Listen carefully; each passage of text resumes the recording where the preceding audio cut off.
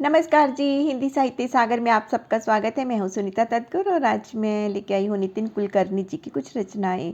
शीर्षक है जो है वही नज़र आए, देखो कोई किसी भी तरह से। तो शीर्षक भी लंबा है, देखते हैं कविता। आपकी हर एक बात को सुना जाता है, हर अदा काबिले गौर हुआ करती है। जब भी पेश आए कहीं किसी मौके पर, सबकी नज़रें आप पर हुआ करती हैं। आपको नहीं हो पाता है इस बात का इल्म कि लोग आपको बतौर मिसाल देखते हैं। जाने अनजाने ये आपके मुरीद कई बार आप ही की दिखाई हुई राह पर चलते हैं।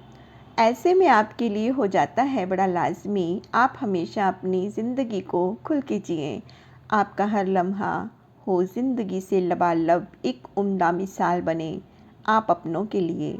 आपने भी सीखी थी कभी बारीकियां जीवन की, कुछ अपनों से और कुछ गैरों से।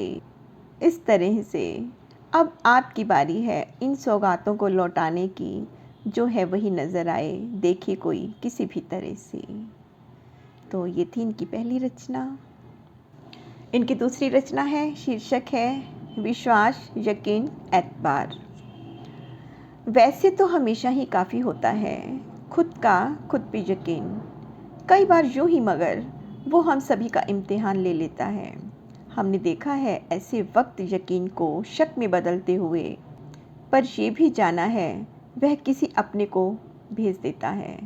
ज़रूरत फ़कत इतनी है अपने और अपनों पे एतबार रहे, ये यकीन उम्मीद हौसला आपकी दुनिया फिर से सजा देता है। खूबसूरत जी। तो इनकी अगली रचना है भक्ति रचना, करमन की गति न्यारी। करमन की गति न्यारी महाकवि सूरदास जी की एक ऐसी अमर रचना है जो संभवतः सभी हिंदी साहित्य प्रेमियों ने अपने जीवन काल में कभी ना कभी अवश्य ही पढ़ी होगी। उधो करमन की गति न्यारी। करमन की गति न्यारी उधो करमन की गति न्यारी, सब नदियाँ जल भरी भरी रहियाँ, सागर के ही भी तिखारी। उज्ज्वल पंख दिए बगुला को, कोयल के ही गुणकारी। सुंदर नयन मृगा को दीने, बन बन फिरत उजारी। मूरख मूरख राजे कीने, पंडित फिरत भिखारी। सूर श्याम मिलने की आशा, छिन छिन बीतत भारी। इस कविता में कृष्ण भक्त सूरदास जी महाराज संसार में दिखाई दे रही विसंगतियों की ओर अपने इष्ट देव का ध्यान आकर्षित करते हुए उनसे शीघ्रता से मिलने की एक और भूमिका बांधते हुए दिखाई देते हैं। इसी कहावे से प्रेरित होकर मैंने करम को मर्म नामक एक रचना लिखी, जिसमें मैंने उन्हीं की तरह की बोली और शैली का प्रयोग करते हुए उन्हीं के द्वारा किए गए जग में फैली हुई विसंगतियों के वर्णन के स्थान पर 11 अपरिहार्य जागतिक मानवीय मूल्यों को पिरोने की कोशिश की है। ये 11 मानवीय मूल्य हमारे आदर्शों का धर्म है, सिद्धांतों का मर्म है, संस्कारों की आत्मा है, जो समय समय पर हमारे परस्पर व्यवहार में परिलक्षित होते रहते हैं, जिनके रहते ही हम मानव जीवंत कहे जाते हैं, संवेदनशील कहते हैं एवं सुसंस्कृतिक कहलाते हैं। कर्म को मरम।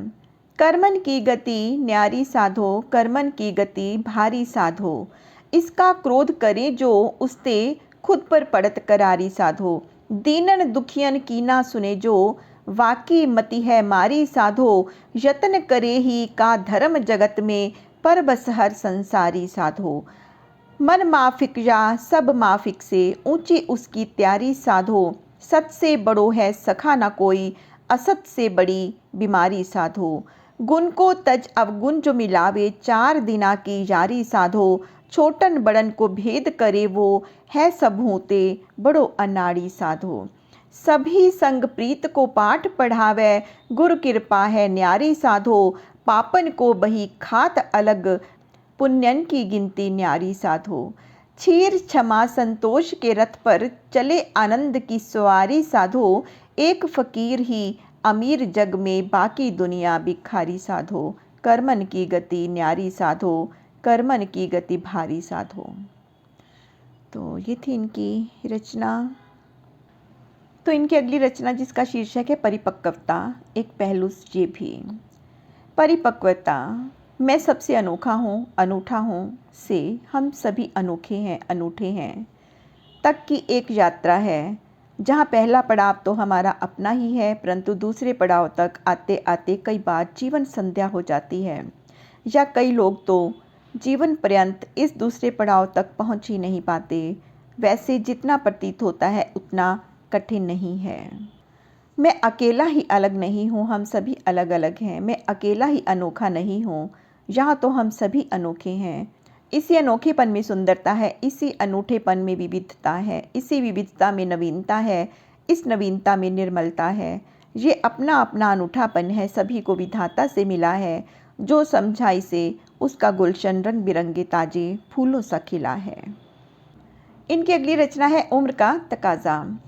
उम्र बढ़ने के साथ साथ दुनिया आपसे ये बात कहेगी, उम्र तो मात्र एक संख्या है, जो बढ़नी है वो बढ़ती रहेगी। मतलबी लोग चढ़ाना चाहेंगे आपको चने के झाड़ पर, आप ये गलतफहमी पालेंगे तब ना उनकी दुकान चलेगी। ये माना मन अरमान और जज्बात कभी बुरे नहीं होते, पर हर पल को जिएं तो इनको बड़प्पन की छाँव मिलेगी। इनके जीवन का अस्तित्व जुड़ा है इस देह रूपी घर से। अब घर की इमारत तो पुरानी होगी, ज्यों ज्यों उम्र ढलेगी। हर उम्र का अपना अलग मिजाज है, अंदाज है, समझिए। हाँ, आप उम्र के साथ चलेंगे तो वह भी आपके साथ चलेगी। इनकी अगली रचना है माता पिता से मिले संस्कार। हम में से संभवतः सभी को अपने बचपन से माता पिता द्वारा छोटी छोटी बातों पर टोकना अवश्य याद होगा। कितना बुरा लगता था उस समय। जीवन के सभी पहलुओं पर उनकी एक राय होती थी, नसीहत होती थी और उसे मानने की जिद भी होती थी। जैसे हर माता पिता चाहते हैं कि उनके बच्चे दैनिक जीवन में संसाधनों के महत्व को जानें, समझें और उन्हें एक अनुशासित तरीके से बड़ी किफ़ायत के साथ इस्तेमाल करने की आदत डालें, परंतु अनुभव सिद्ध बुद्धिमत्ता के अभाव के चलते बच्चों को उनका बार बार इस बारे में कहना बड़ा अखरता है। आप लोग कमरे से बाहर जाते समय पंखा और लाइट बंद करना क्यों भूल जाते हैं? देखिए, टीवी चल रहा है और उसे कोई नहीं देख रहा, इसे पहले बंद कीजिए। लिखने का काम खत्म होते ही पेन का ढक्कन लगाकर उसे या तो स्टैंड पर रखिए या अपनी शर्ट में अटकाइए। नल को ठीक से बंद किया करें, जब देखो ढीला छोड़ देते हो और पानी बूंद बूंद टपकता रहता है। सुबह उठते ही अपनी चादर समेटकर ठीक जगह पर रखें। बिस्तर की सिलवटें साफ करें, तकिया ठीक से रखें। नहाने के बाद तौलिया बिस्तर पर क्या कर रहा है, उसे सूखने डालिए या धोने के कपड़ों की जगह रखिए। अक्सर ये देखा गया है कि माता पिता के द्वारा इन मामूली से कारणों के चलते दिए गए ऐसे अनचाहे और थोड़े कड़वे सुझाव बच्चों को कभी भी पसंद नहीं आते हैं। इसीलिए उन्हें कई बार माता पिता की मौजूदगी में घर में रहना भी पसंद नहीं होता। ये बात लगभग हर परिवार में थोड़े बहुत फ़र्क के साथ देखी जा सकती है। आज की हमारी कहानी के हीरो ने भी बचपन में अपने माता पिता के साथ रहते हुए ये सब कुछ सहन किया था। आज उसे एक नौकरी के इंटरव्यू के लिए जाना था। वह मन ही मन सोच रहा था, अगर मुझे नौकरी मिल जाएगी तो मैं ये शहर छोड़ दूंगा। माता पिता की अनुशासन वाली बंदिशें अब उसके लिए असहनीय हो चली थी। यही सब सोचते हुए वह साक्षात्कार के लिए रवाना हो गया। सुनिए, बिना किसी दबाव या लाग लपेट के पूछे गए सवालों के सीधे सीधे जवाब देने में आप कोई संकोच न करें, और अगर जवाब नहीं पता हो तो भी साफ साफ बता दें। पिताजी ने आदतन हमेशा की तरह घर से चलते हुए एक अनचाही नसीहत दे ही दी। वह लड़का इंटरव्यू देने पहुंचा। प्रवेश द्वार पर कोई सुरक्षाकर्मी नहीं था। दरवाज़ा आधा खुला था। दरवाजे की कुंडी ठीक तरह से लगी नहीं हुई थी। इस वजह से दरवाज़ा हवा से बार बार झूले की तरह हिल रहा था। उसने कुंडी ठीक तरह से लगाई, अपने पीछे दरवाज़ा ठीक तरह से बंद किया और कार्यालय में प्रवेश किया। अंदर आकर उसने देखा कि दोनों तरफ छोटे छोटे बगीचों में सुंदर फूल खिले हुए हैं, पर बगीचे में लगा नल थोड़ा सा खुला हुआ था। पानी लगातार बह रहा था और बागवान कहीं दिखाई नहीं दे रहा था। उसने लगभग यंत्रवत तरीके से उस बहने वाले नल को बंद किया और पानी के पाइप को ठीक से समेटकर एक तरफ रख दिया। स्वागत कक्ष में भी उसे कोई दिखाई नहीं दिया। साक्षात्कार पहली मंजिल पर होंगे, ऐसा एक बोर्ड पर लिखा हुआ अवश्य दिखा। वह धीरे धीरे सीढ़ियां चढ़ने लगा। कार्यालय में पर्याप्त सूर्य के प्रकाश के होते हुए भी सीढ़ियों और दलान की बत्तियां अभी भी जली हुई थी। उसे अचानक अपने पिता के कहे शब्द याद आने लगे। आप लोग कमरे से बाहर आते वक्त पंखा और लाइट बंद करना क्यों भूल जाते हो? शब्द चुभने भी लगे, पर ना जाने क्या सोचकर उसने यंत्रवत ये सभी बत्तियां बुझा दी। पहली मंजिल की बैठक में उसे कई उम्मीदवार साक्षात्कार के इंतजार में बैठे दिखाई दिए। बैठक में लगी हुई इतनी सारी सीटों और उन पर बैठे प्रतीक्षारत उम्मीदवारों की संख्या देखकर वह सोच में पड़ गया था कि क्या उसे ये नौकरी मिल पाएगी। वह डरते डरते बैठक में दाखिल हुआ। दरवाजे पर एक वेलकम लिखी चटाई थी, जो कि किसी का पैर उलझने से मुड़ गई थी। उसमें फिर से किसी के पैर के अटकने की पूरी संभावना थी। उसने भीतर आते समय पैर से चटाई को सीधा किया। प्रतीक्षा हॉल काफ़ी बड़ा था। उसने देखा कि कई लोग उनकी बारी आने के इंतज़ार में आगे की पंक्तियों में बैठे थे, जबकि पिछली सभी लाइनें खाली थी। लेकिन पीछे की तरफ लगे सभी पंखे अभी भी अनवरत रूप से चल रहे थे। उसे फिर अपने माता पिता की नसीहतें याद हो आई और उसने तुरंत जाकर उन पंखों को बंद कर दिया जिनकी ज़रूरत नहीं थी। जब उसकी बारी आई तो वह अनुमति लेकर अंदर गया और सभी को प्रणाम कर सामने रखी कुर्सी पर बैठ गया। साक्षात्कार अधिकारी ने उससे प्रमाण पत्र इत्यादि लिए और बिना कोई प्रश्न पूछे सीधे ये पूछा कि आप काम पर कब आ सकते हैं। वह अचानक पूछे गए इस प्रश्न से पेशोपेश में पड़ गया। क्या ये प्रश्न मुझे उलझाने के लिए किया जा रहा है या ये इस बात का संकेत है कि मुझे नौकरी की पेशकश की गई है? क्या सोच रहे हैं आप? अधिकारियों ने पूछा। यही ना कि हम यहाँ आपसे कोई प्रश्न क्यों नहीं पूछ रहे हैं। देखिए, हम लोग ये मानते हैं कि कुछ प्रश्न पूछकर हम किसी की कार्यक्षमता या कौशल का मूल्यांकन नहीं कर सकते। इसीलिए हम इस परीक्षा के दौरान आए सभी अभ्यर्थियों के व्यक्तिगत दृष्टिकोण और व्यवहार मूल्यांकन करते हैं। हमने इस इंटरव्यू के दौरान उम्मीदवारों के आचरण के आधार पर कुछ परीक्षण किए और हमने सीसीटीवी के द्वारा सभी पर नज़र रखी।